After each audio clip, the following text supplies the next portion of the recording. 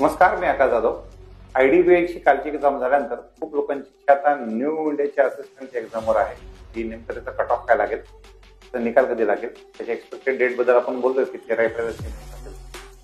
पण पाहायचं झालं तर अंदाज एवढ्या मुलांनी ती एक्झाम दिलेली आहे. अटेम्प्ट सगळ्यांचे खूप लोकांचे, सगळ्यांचे नाही, ऑलमोस्ट 100 पर्यंत गेलेले आहेत. पण एक अंदाज तुम्ही हे पकडून चला की न्यू इंडियाचा जो कट ऑफ आहे तो जवळपास 90+ कट ऑफ असतो जनरल.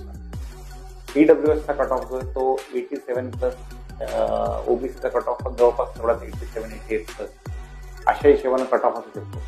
तर जे विद्यार्थी सध्याला त्या एक्झामची वाट पाहत आहेत त्यांनी साधारणतः ह्या रेंजमध्ये आपले मार्क्स असतील किंवा याच्यापेक्षा 2-3 मार्क कमी येत असतील अंदाजे, तर आपल्या मेन्सची तयारी चालू ठेवावी. 13 एप्रिलला मेन्स आहे, त्यामुळं आपण शेवटपर्यंत थांबतो आणि थांबून नंतर अचानक निकाल लागला की आपल्या हातामध्ये वेळ कमी. त्यामुळं सध्याला सगळ्यांनी लवकरात लवकर अभ्यासाला लागायचं आहे. आठवड्याभरामध्ये त्या एक्झामचा निकाल जो तो घोषित होऊन जाईल, आतापासून 7 ते 10 दिवसामध्ये. तर त्याला वेळ लावू नका. आणि एक अंदाजे 90+ for general category, 87+ for EWS, around 87-88 for OBC, या रेंजमध्ये असतील तर या रेंजमध्ये निश्चित तुम्ही मेन्सच्या अभ्यासाला लागू शकतात. धन्यवाद.